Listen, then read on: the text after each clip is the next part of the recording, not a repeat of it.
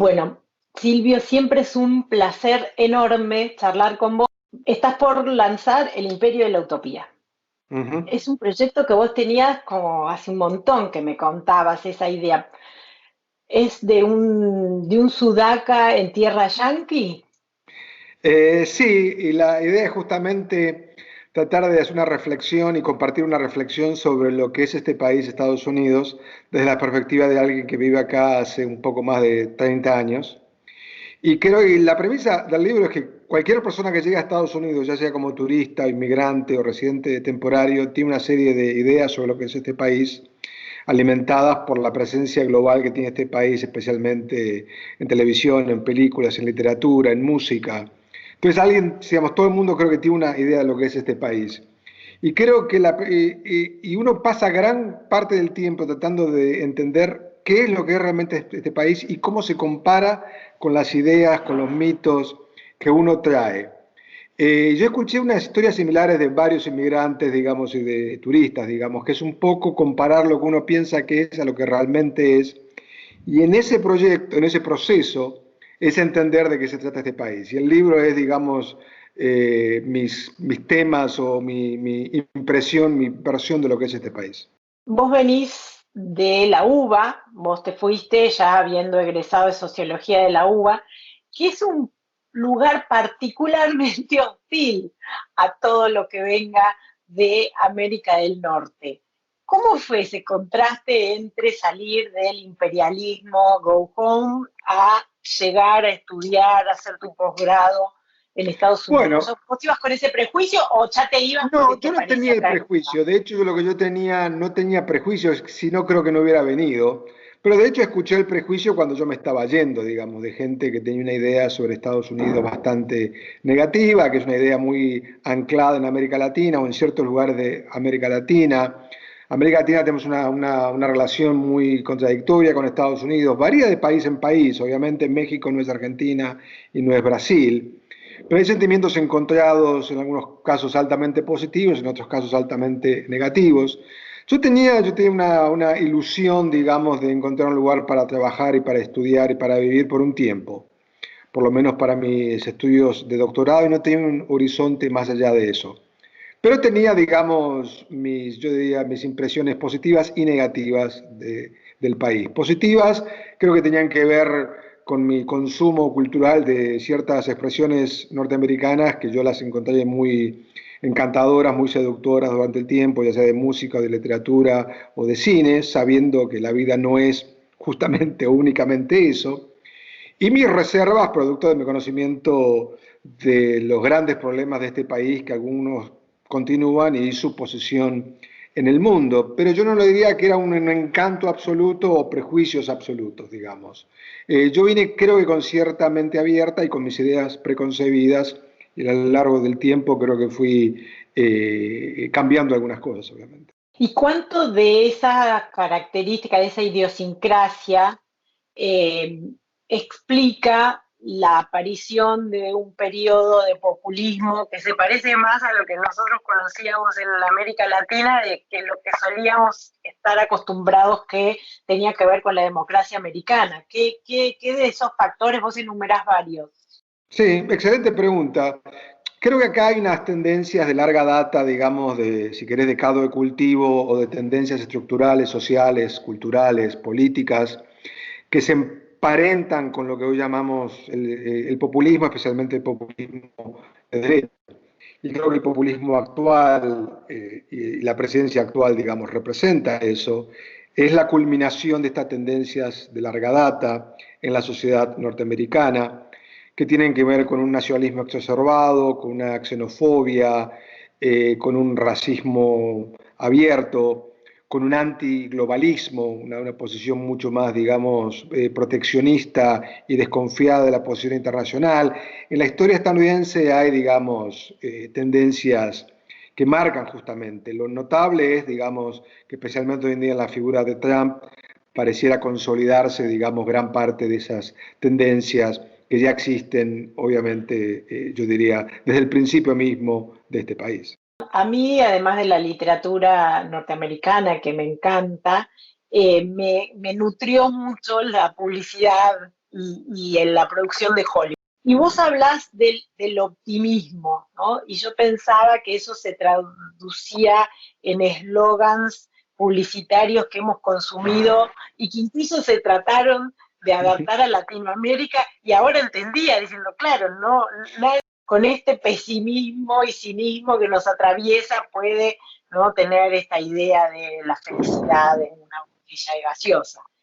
¿Qué, digamos, cómo explicas estos valores que parecen contradictorios, ¿no? Un rechazo al Sí, otro, una xenofobia, un racismo, pero por otro lado una cordialidad que es a veces exactamente. Son tendencias muy diferentes, digamos, porque las tendencias negativistas que hay en el populismo hablan más de una corriente más escéptica o más cínica, que es el otro lado del optimismo imbatible de Estados Unidos, que se remonta, digamos, a un optimismo de la tierra prometida, que es un optimismo, yo diría, religioso, anclado en cierta lectura de la Bíblica, desde el mismo comienzo, digamos, de cuando los colonos blancos llegan a este país.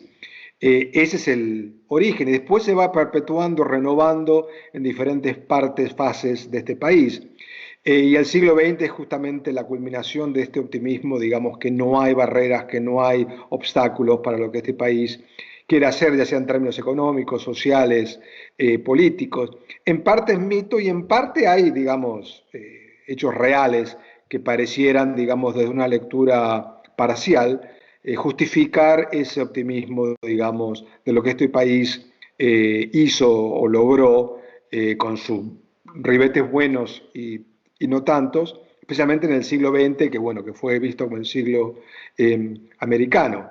Y creo que esa tendencia todavía existe, hay un optimismo bastante sedimentado, que es notable, aún en esta época, digamos, tan difícil y tanta, digamos, yo no diría de pesimismo, digamos, donde es difícil ser optimista, pero eso se mantiene, digamos que esto es pasajero, que las dificultades eventualmente van a ser remontadas, que cualquier tipo de problema tiene una solución, ya sea una solución tecnológica, una solución política, una solución comunitaria. Esto aparece permanentemente y para mí, viniendo de una región donde hay una elevada cuota de escepticismo y de pesimismo, desde el principio fue notable, digamos, ese contraste, digamos, porque la gente tiene ese optimismo a prueba de realidad en algunos sentidos, ¿no?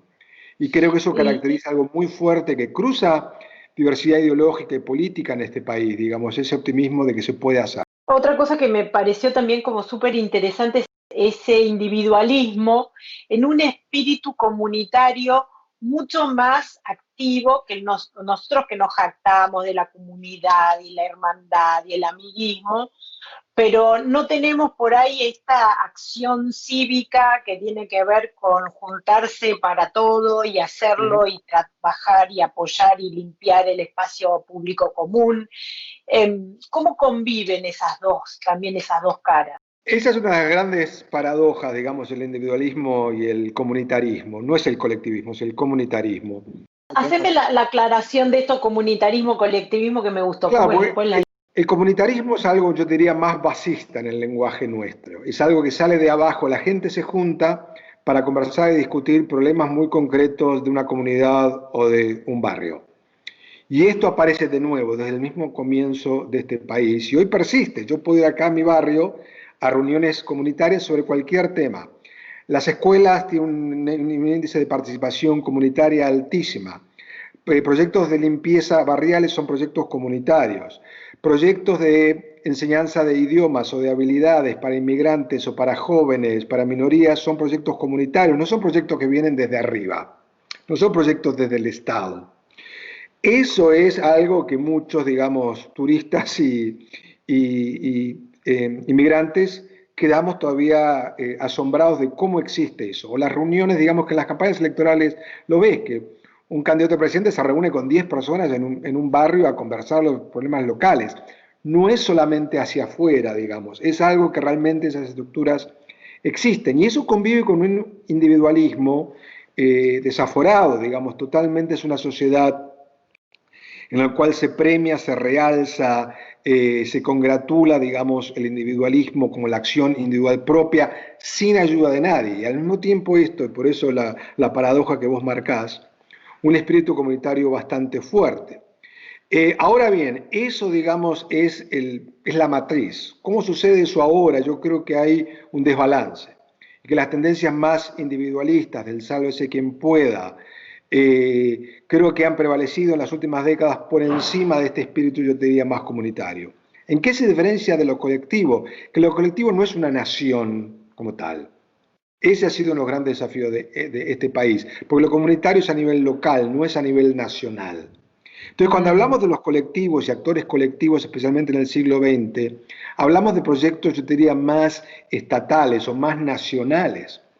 Y esto, digamos, siempre ha sido mucho más difícil de entender en el contexto norteamericano de individualismo y de comunitarismo en el sentido más basista, ¿no? Pensaba que interesante porque creo que ahora que todo el mundo está viviendo una crisis de, de esas estructuras más jerárquicas, ¿no? De la protección que te podía dar un padre Estado.